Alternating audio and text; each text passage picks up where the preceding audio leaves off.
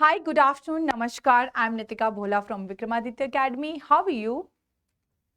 मुझे लगता है कि बच्चे पढ़ के ना बहुत ज़्यादा बोर हो गए हैं। बहुत पढ़ना होता है, सेशंस में बहुत पढ़ना होता है, पर बेटा पढ़ना भी बहुत इम्पॉर्टेंट है, बिकॉज जो स्टडीज़ हैं वो हमारी लाइफ का एक बैकबोन है ना। हमको पढ़ना ज़रूरी इसलिए होता है इसलिए नहीं क्योंकि हमें एग्जाम्स क्लियर करते हैं, वो तो एक सेकेंडरी पार्ट है, बट उससे भी ज़्यादा इंपॉर्टेंट पार्ट क्या होता है कि हमें वो एजुकेशन मिलती है ना, एजुकेशन। और आपको पता है एजुकेशन हमेशा हेल्पफुल होती है हमारी लाइफ में।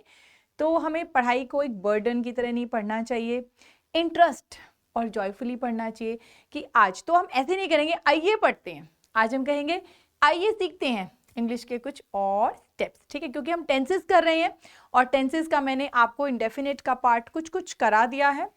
आज फिर से चलते हैं टॉपिक की तरफ वापस, फ्यूचर इंडेफिनिट पे, ठीक है। सो मैं आपको थोड़ा सा I just explain you, slide open कर लेती हूँ आपके लिए।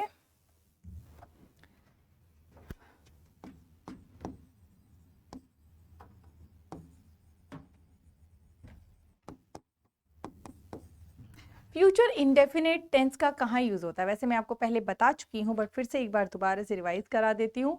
फ्यूचर इंडेफिनिट टेंस का यूज जो है फ्यूचर प्लानिंग, फ्यूचर कोई भी आपकी होप्स, अगर आप कोई भी होप करते हैं तो यहाँ पे आपके लिए मेंशन कर देती हूँ। अगर आप कुछ होप कर रहे हैं फ्यूचर में, उसके लिए आपकी प्लानिंग्स के लिए आप कुछ प्लान कर रहे हैं, अभी आपके माइंड में चल रहा है लेकिन आप सोच रहे हैं I am going to do that, right. और प्लानिंग्स के अलावा अगर आप कुछ लेट्स से कुछ सोच रहे हैं, थिंक कर रहे हैं कि अभी ये हुआ नहीं but I am going to do that, so planning या होप करना किसी भी एक एक्शन को लेकर या फ्यूचर में कुछ आप करने वाले हैं, उसके लिए हम किसका यूज़ करते हैं, फ्यूचर इंडेफिनिट टेंस का यूज़ करते हैं। जैसे I will go to market tomorrow,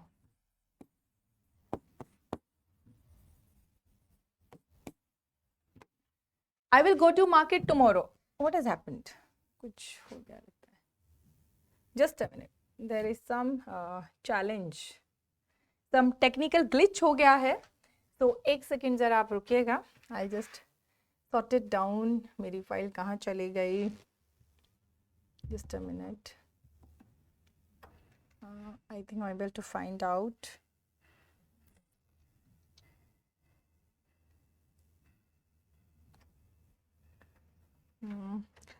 Yeah, I have to call one of my, yeah. So thank you so much. So again slide is there. So I will go to market tomorrow. So this means that कि अभी action हुआ नहीं है, हो चुका नहीं है, अभी मैं सिर्फ अपने माइंड में प्लानिंग कर रही हूँ। I will go to market tomorrow. Yeah, I will go to my friend's marriage tomorrow. I will eat this pie in half an hour. अभी खाऊंगी, I will. तो आप देखिए मैं बार बार will का यूज कर रही हूँ। So फ्यूचर प्लानिंग यहाँ पे चल रही है। So किसी भी एक्शन के लिए आप कुछ होप करते हैं, मैं ऐसा करूंगी, I will do shopping tomorrow. I will do shopping with my friend. I will buy, next time 2 dresses for me.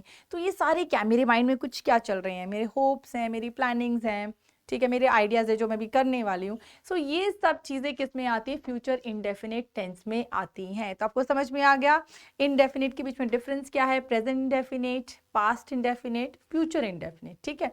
लेकिन अब हम चलते हैं इसके रूल पे, लेकिन और आज मैंने आपके लिए रूल्स जो है ना पहले से ही वो टाइप करके रखे हैं ताकि इजी हो जाए फटाफट, क्योंकि राइटिंग में ना बहुत सारा टाइम वेस्ट हो जाता है, राइट। सो स्लाइड पे देखते हैं इनके रूल्स क्या हैं, आपके लिए इजी होगा और आपको क्लियरली शायद समझ में भी आ जाएगा।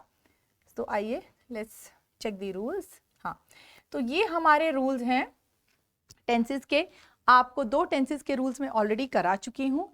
तो प्रेजेंट सिंपल का आपको पता है, subject verb, first form of the verb S या ईएस लगता है विद ऑब्जेक्ट। मैंने आपको प्रेपोजिशन भी लिख दिया था क्योंकि many of the sentence has preposition also.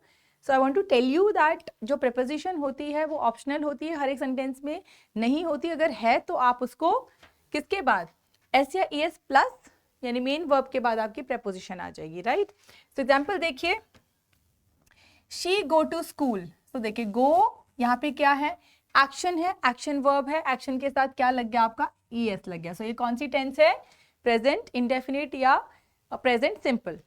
Another one was जो मैंने आपको उस दिन कराया था, is past simple, past indefinite या पास्ट सिंपल। इसका रूल क्या है? Subject second form of the verb, right, and object. और इसका सेम, अगर हम सेम एग्जाम्पल को ले, क्योंकि सेम एग्जाम्पल से समझना बहुत ईजी हो जाता है, तो शी गोज टू स्कूल। लेकिन अगर मैं यहाँ पे आई लिख देती तो बताइए हम क्या लिखते हैं यहाँ पे? गोज आएगा कि गो आएगा? यस, यहाँ पे गो आ जाएगा, क्योंकि मैंने आपको कल भी बताया था if the subject is singular तो वहां पे क्या लगता है? एस या ईएस का यूज होता है first form of the verb के साथ। लेकिन अगर सब्जेक्ट आपका प्लूरल हो तो वहां पे सिंपल रूट वर्ब आती है, कोई एस या ईएस नहीं लगाते। लेकिन आई जो है वो एक्सेप्शन है, तो हम उसके साथ भी क्या लगाते हैं?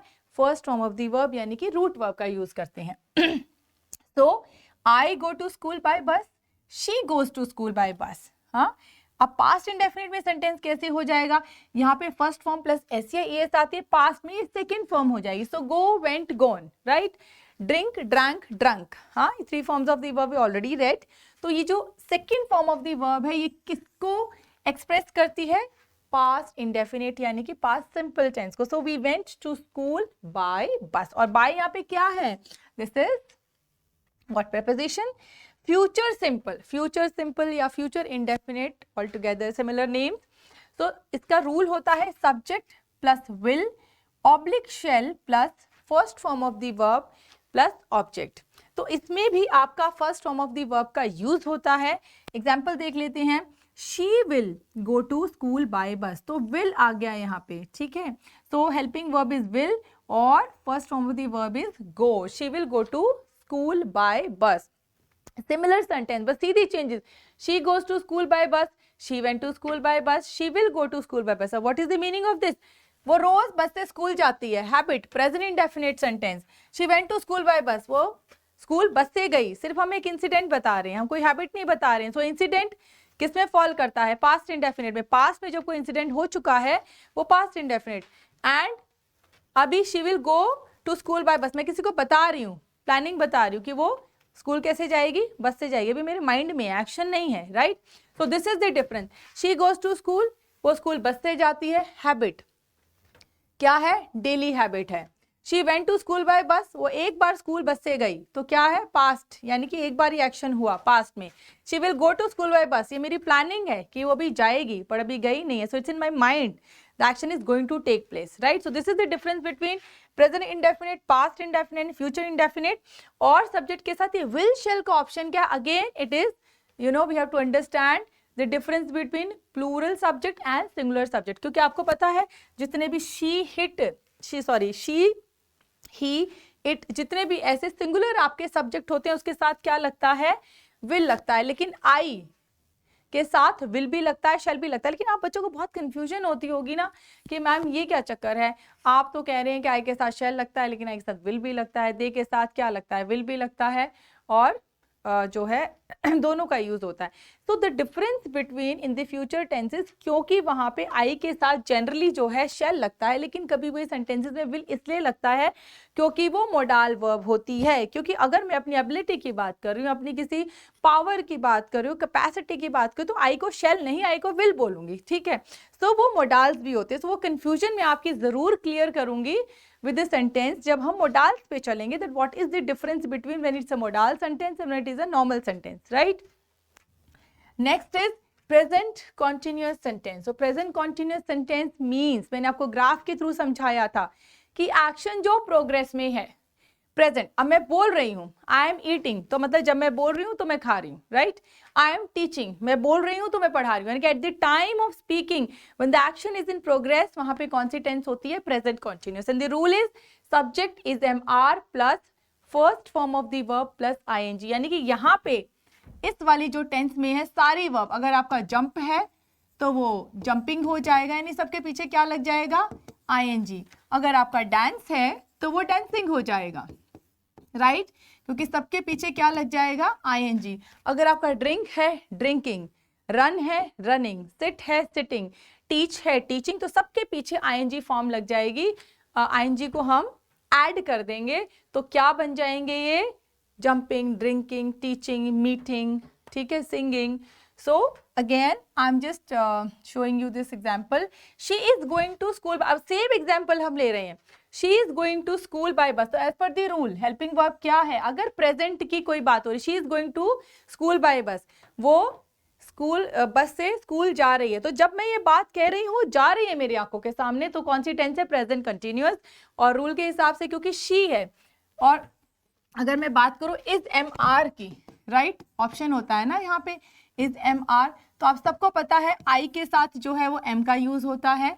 शी ही इट, सिंगल अगर आपका सब्जेक्ट है उसके साथ आपका क्या यूज होता है? इज का यूज होता है. और अगर आपका प्लूरल सब्जेक्ट है तो उसके साथ किसका यूज होता है? आर का यूज होता है. जैसे कि अगर दे है, दे मतलब बहुत सारे लोग, तो दे के साथ आर लगेगा. वी बहुत सारे लोग, आर लगेगा. गर्ल्स आर लगेगा. बॉयज आर लगेगा. टीचर्स आर लगेगा. लेकिन अगर सब्जेक्ट सिंगुलर है, she, he is going to market, she is dancing on the floor, तो ही शी क्या है? सिंगुलर सब्जेक्ट्स हैं तो उसके साथ क्या लगेगा? इज लगेगा. लेकिन आई के साथ क्या लगेगा?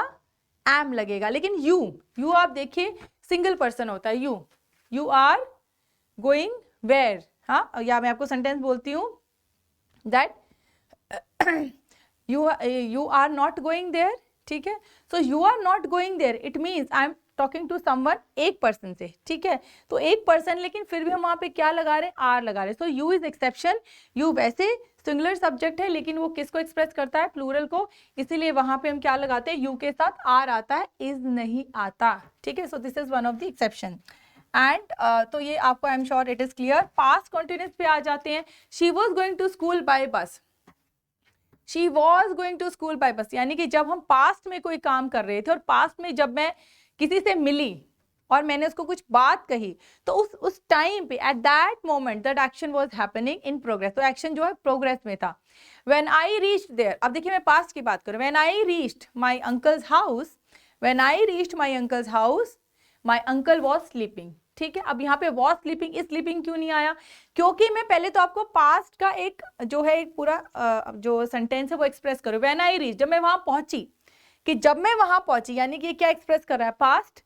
तो उस टाइम पे कौन सा एक्शन प्रोग्रेस में था? Uncle was sleeping. So this is how we have to gauge कि प्रेजेंट इंडेफिनिट, क्योंकि प्रेजेंट इंडेफिनिट में कोई ऐसा पास्ट का आपको सेंटेंस नहीं मिलेगा. सिंपली आएगा she is dancing, she is teaching, she is doing this और that, right.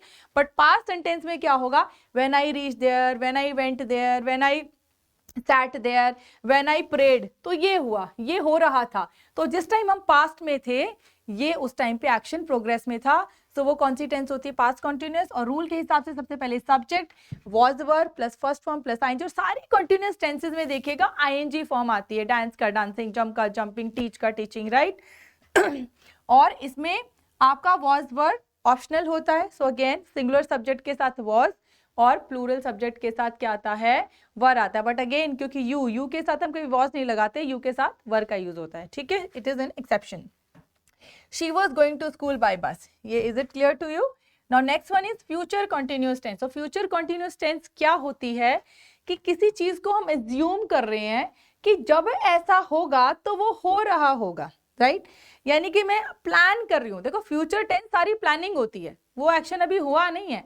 We are always just हमारे माइंड में है वो एक्शन, हम उसकी प्लानिंग कर रहे हैं, होप कर रहे हैं कि when I will reach there, जब मैं वहां पहुंचूंगी तो वो खाना बना रही होगी. She will have been cooking. ठीक है, sorry, she will be cooking. तो वो क्या कर रही होगी? खाना बना रही होगी. She will be cooking. तो व्हाट इज द डिफरेंस? आप पहचानेंगे कैसे? देखिए आपने सेंटेंस का डिफरेंस देखा. She is cooking food, simple sentence है, present continuous. When I reach there my mother was cooking, जब मैं वहां पहुंची. सो व्हेन आई रीच से आप पहचान लेंगे पास्ट है तो पास्ट कॉन्टिन्यूअस आएगा. ठीक है, when I will reach there my mother will be cooking, जब मैं वहां पहुंचूंगी तो मेरी मदर खाना बना रही होगी. सो उसमें क्या एक्सप्रेस कर रहे हैं? फ्यूचर को एक्सप्रेस किया जा रहा है. So this is the difference. So subject will shell, इसके साथ इसमें क्या होता है? विल शेल के साथ बी लग जाता है. विल और शेल का आपको डिफरेंस पता चल गया. विल किसके साथ लगता है, शेल किसके साथ लगता है. उस पर हम और भी लाइट थ्रो करेंगे और भी डिस्कशन करेंगे विल शेल पे, बट थोड़ा सा मोडाल्स को भी मैं साथ लेकर आऊंगी तो आपको आसानी से समझ में आएगा, right. So subject plus will shall plus be का यहाँ पे यूज होता है और plus first form plus ING plus object का यूज होता है. She will be doing this, she will be teaching student, she will be this और that, right. So she will be going to school by bus, वो school bus से जा रही होगी, right? So is this clear to you?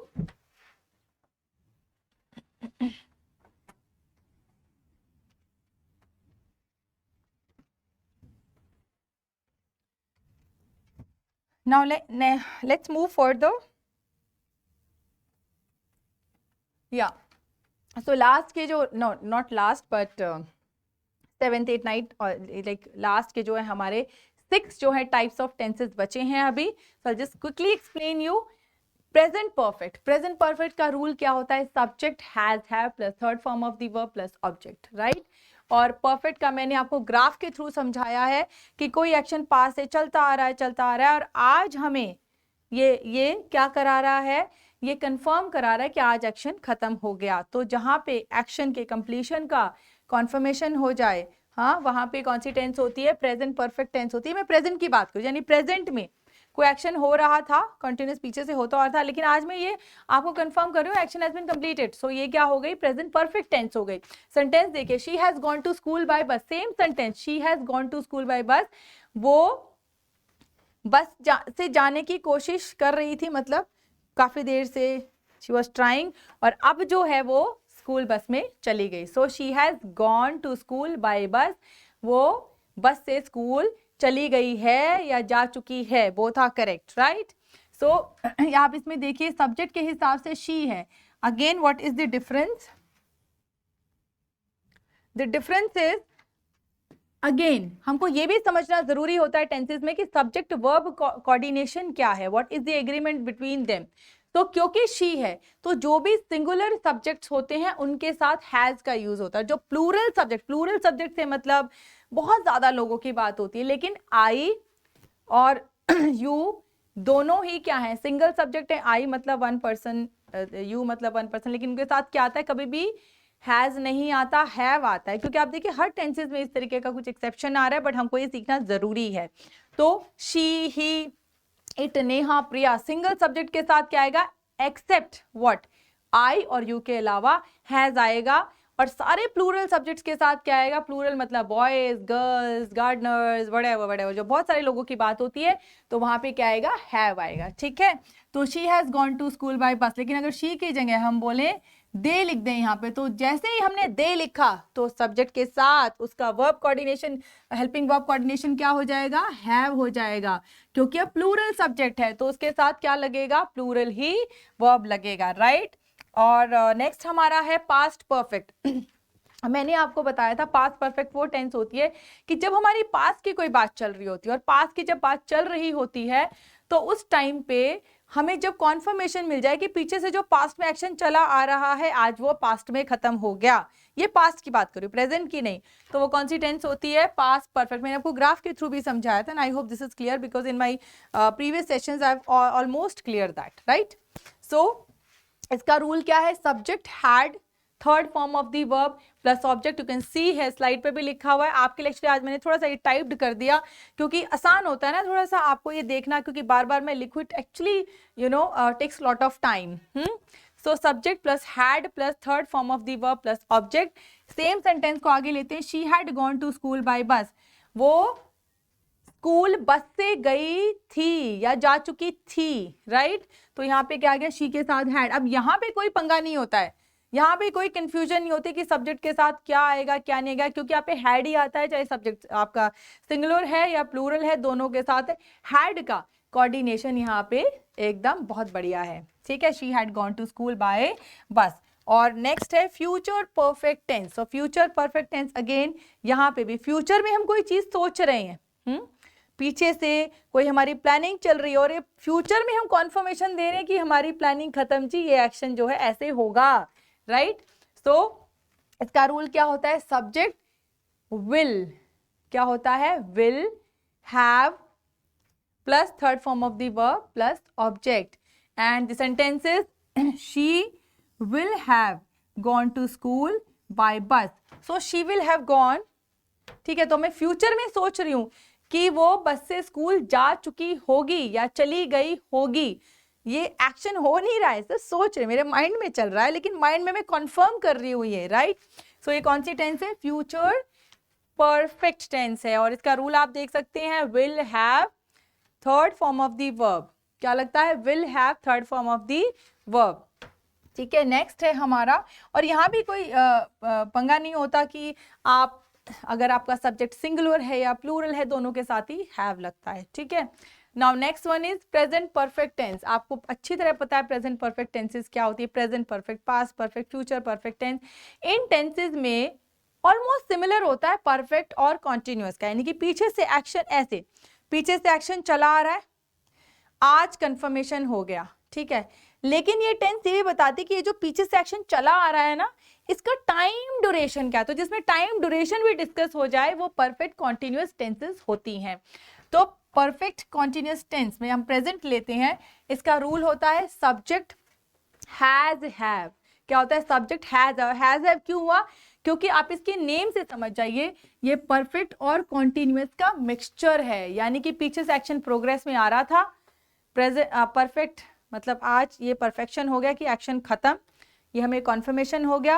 और अभी आपको time duration नहीं बता रहा है कि अगर मैं चाय पी रही हूं तो वो कितनी देर से पी रही हूं। ठीक है, सो वो ड्यूरेशन भी डिस्कस कर रहे हैं इसमें। ठीक है, so it's a mixture of perfect and continuous, और इसमें इसीलिए सबसे पहले हैज है, और हैज हैव हेल्पिंग वर्ब किस टेंस में आती है? जनरली आती है परफेक्ट टेंसेस में। तो आप देखिए दोनों का ही आपको इसमें, इसके रूल में भी दोनों का मिक्सचर मिलेगा, बस इसमें एक वर्ड ऐड हो जाता है बीन। तो subject has have been, first form of the verb plus ING plus object. अब हैज हैव क्योंकि अगर ऑप्शनल है तो आपको पता है, मैंने पहले ही बताया परफेक्ट में कि वहां पे सिंगुलर सब्जेक्ट के साथ क्या आता है? हैज का यूज होता है, प्लूरल सब्जेक्ट के साथ हैव का यूज होता है, लेकिन एक्सेप्शंस क्या है? I and you. So always keep in mind this, right? So let's see this sentence. She has been going to school by bus. She has been going to school by bus. वो बस से school जा रही होगी, लेकिन इसमें time भी हम ऐड कर देते हैं। She has been going to school by bus for half an hour. आधे घंटे से वो बस से स्कूल जा रही होगी, मतलब आधे घंटे से वो किस में है? एक प्रोग्रेस में है, लेकिन वो स्कूल भी जा रही होगी, तो इसमें टाइम भी आ जाता है। और मैंने आपको बताया था difference between for and since. तो ज्यादातर ये जो सेंटेंस होते हैं, कुछ 10% ऐसे सेंटेंस होते हैं जिसमें कि टाइम का कॉन्फर्मेशन नहीं होता, बट 90% सेंटेंसेस में टाइमिंग आ जाते हैं। ठीक है, पास्ट परफेक्ट कॉन्टिन्यूअस, तो पास्ट में बस यही डिफरेंस होता है, इसमें यही देखिए आपका परफेक्ट भी आ गया और आपका कंटिन्यूअस भी आ गया। तो she subject plus had plus been plus first form of the verb plus ING plus object, और सेम सेंटेंस आ जाएगा, she had been going to school by bus, वो जा रही she had been going to school by bus, वो school bus से जा रही थी। फ्यूचर परफेक्ट में क्या हो जाएगा? सब्जेक्ट विल हैव बीन, अब क्या हो जाएगा? वहां पे विल हैव था, परफेक्ट में क्या था? विल हैव था, अब यहाँ पे बीन भी लग जाएगा plus first form of the verb plus ING. So she will have been going to school by bus for 2 years, पिछले 2 साल से वो स्कूल बस से जा रही होगी। तो देखिए इसमें इन्होंने टाइम भी ऐड कर दिया है, 2 years। ठीक है, 2 साल से वो इस बस से जा रही थी, और 2 साल से वो इस बस में जा रही है। ठीक है, तो कंफर्मेशन हो रहा है 2 साल से जा रही है, 2 साल से जा रही थी या 2 साल से जा रही होगी। तो जहां पे टाइम आ जाता है, या मैं यहाँ पे इसको हाफ एन आवर की जगह सेम सेंटेंस बनाने की कोशिश करती हूँ, तो फॉर 2 years लिख देते हैं यहाँ पे भी। तो जब इनमें 4 का, अब देखो 2 years है, तो 2 years मतलब कि यहाँ पे हमें नहीं पता ये कौन सा 2 year, 2021, 2022, 2024, क्योंकि ड्यूरेशन का टाइम, मतलब टाइम ड्यूरेशन आपको बता रहे हैं, बट टाइम का नेम नहीं पता कि वो 2 साल से अगर जा रही है तो कौन से 2 year है, सिंस 2022। अब जैसे ही नेम आ गया, देखिए मैंने भी एग्जैक्टली वही बोला, सिंस लगाया, फॉर नहीं लगाया, क्योंकि जब नेम आ जाता है टाइम का तो वहाँ पे आप सिंस लगाते हैं उसके साथ, लेकिन जब ड्यूरेशन आती है आपको टाइम का नेम नहीं पता, एग्जैक्ट नहीं पता, आप कंफ्यूज है कौन से 2 years, तो वहाँ पे 4 लगाते हैं, right. So I hope this is clear to you. But एक चीज़ मैं आपको और बताना चाहूँगी, बिकॉज सबसे ज़्यादा जो प्रॉब्लम बच्चे फेस करते हैं वो क्या फेस करते हैं कि उन्हें रूल्स याद नहीं होते। सो मैं I just want to tell you to all my students कि रूल याद करने मोस्ट इम्पॉर्टेंट हैं, क्योंकि टेंसेस जो है वो इंग्लिश लैंग्वेज में फर्स्ट स्टेप है, फर्स्ट स्टेप।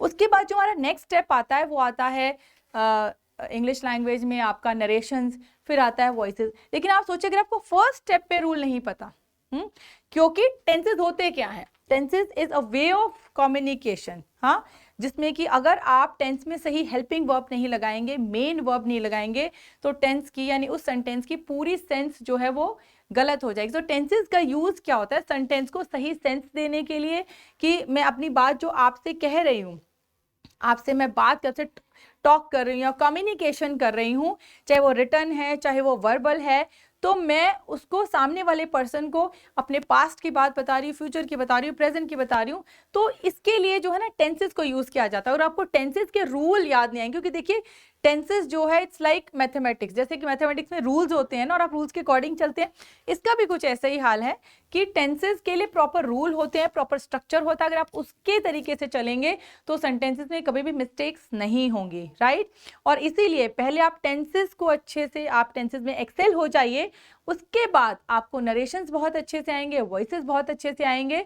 तो इसीलिए I request all my students like who are preparing for exam और not preparing for exam, who are just liking my sessions, और जिनको अच्छी नॉलेज मिल रही है, please learn all the rules of tenses. अब क्वेश्चन ये आता है, मैम ने तो बोल दिया लर्न कैसे करें, व्हाट इज द फॉर्मूला, कैसे लर्न, मतलब कौन सा तरीका है, लाइक वे क्या है उसको लर्न करने का। तो आइए वो भी थोड़ा सा मैं आपको बता देती हूँ कि क्या तरीका है।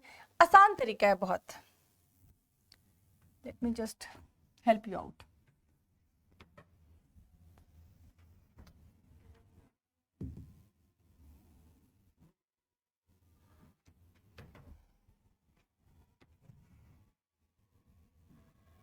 ओके, तो क्या वे है, सबसे पहले आप कोई भी एक एक्शन लिख लीजिए, लेट्स से टीच।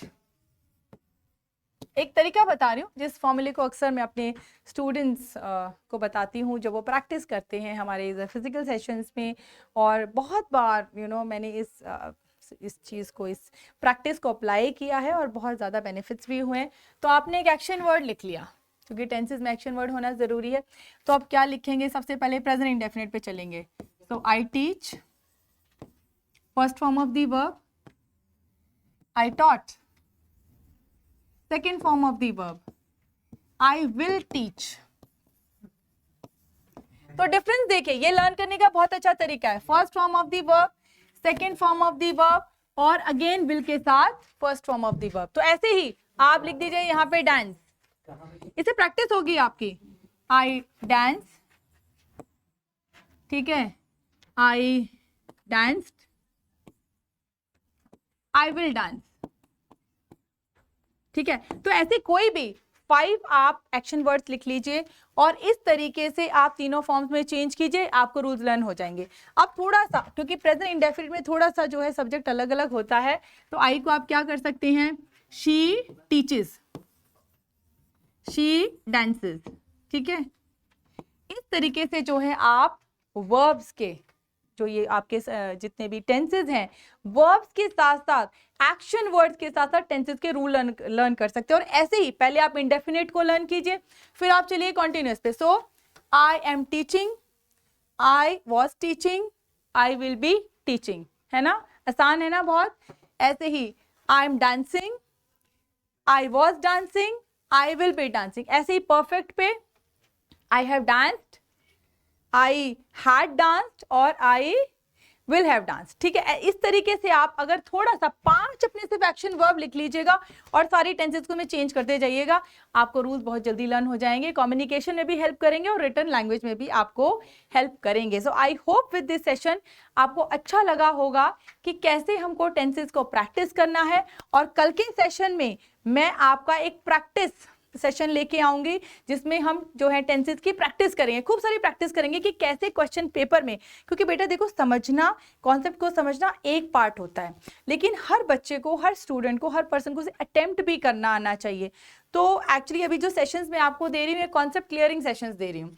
अब इसके बाद क्या होगा, जैसे जैसे मेरे कॉन्सेप्ट्स खत्म होते जाएंगे, हम आगे बढ़ेंगे अटेम्प्टिंग की तरफ, कि इन सारे कॉन्सेप्ट्स को क्वेश्चन पेपर में अटेम्प्ट कैसे करना है, यानी कि प्रैक्टिस सेशंस भी आएंगे, practice session tenses, practice session modals, practice sessions adjectives, practice sessions sentences हमारे होते हैं ना, जंबर्ड सेंटेंस होते हैं। तो इस तरीके से बहुत सारे प्रैक्टिस सेशन हम एकदम कॉन्टिन्यूसली एवरीडे बेसिस पे करेंगे। तो इसका भी, क्योंकि अभी अपनी ताज़ा ये कॉन्सेप्ट समझा है, we have understood it, and now tomorrow I am again I will come back with a practice session of tenses, will understand it carefully, और अगर उसमें भी आपको कोई भी डाउट्स हो तो मुझे कमेंट कर सकते हैं, बिकॉज ये क्लासेस आपके लिए रखी हैं, बिल्कुल आपके लिए रखी हैं। आप अपने डाउट्स अपने कमेंट्स हमें कीजिए, उसमें अपने डाउट्स लिखिए, अगर आपका कोई भी फीडबैक है वो लिखिए कि कैसे हम और बेहतर कर सकते हैं आपके लिए, क्योंकि हमारा एक ही पर्पज़ है, अपने बच्चों को जो भी हम पढ़ा रहे हैं अच्छे से पढ़ाएं, क्लियरली पढ़ाएं, उन तक मेरी वो जो कहते हैं ना टीचिंग है वो आप तक पहुंचे, ठीक है, वो एजुकेशन जो मैं देना चाहती हूँ ना वो आप तक पहुंचे दिल से। तो I am ending my session, but आपको पता है कि मैं कभी भी सेशन ऐसे नहीं चाहती जब तक कि मैं आपको इनकरेज ना करूँ। तो आज मैं फिर से थॉट ऑफ द डे लेकर आई हूँ, आपको इनकरेज करना चाहूँगी, और मैं चाहूँगी कि मेरे सारे बच्चे इस तरह के मेरे सेशन देख देख के जो है इनकरेज होते रहें। तो मैं आपसे एक बात पूछना चाहती हूँ, जब आप बहुत प्रॉब्लम में होते हैं, बहुत ज़्यादा डीमोटिवेटेड होते हैं, तो आप क्या करते हैं? बताइए, anything you want to tell. जब आप बहुत डीमोटिवेट होते हैं, बहुत ज़्यादा किसी स्ट्रगल में होते हैं, सिचुएशन में होते हैं, तो आप क्या करते हैं? मुझे पता है क्या करते हैं, आप क्या करते हैं, आप उस वक्त बैठ के ऐसे अपने हेयर स्क्रैच कर रहे होते हैं, ओ नो मैं किसी काम का नहीं हूँ, मैं कुछ नहीं कर सकता, मेरी किस्मत तो फूटी है, मैं कुछ नहीं कर सकता, ये मुझसे नहीं होगा, यही होते हैं ना सारे इस टाइप के, मतलब मैं ये फील कर सकती हूँ, राइट। तो आप सारे बच्चे यही बातें करते हैं और बहुत ज़्यादा वर्ल्ड ऑफ हेल में चले जाते हैं। सो हेल का मतलब यहाँ पे क्या है कि हम ऐसी सिचुएशन में चले जाते हैं जहाँ पे बिल्कुल हम होपलेस हैं, और हम वो एक उम्मीद देख रहे हैं कि कोई तो आए हमें इस होपलेस सिचुएशन से होपफुल सिचुएशन में लेके जाए, ठीक है। तो मैं आपको कहना चाहती हूँ कि प्लीज़ मेरी वीडियोस अगर आप देख रहे हैं तो प्लीज़ बिल्कुल भी होपलेस मत होइए, और जब भी आपको लगे कि आज मैं थोड़ा होपलेस लग रहा हूँ या गिविंग अप सिचुएशन है, तो नो मैटर व्हाट मैं फिर से होपफुल हो जाऊँगा।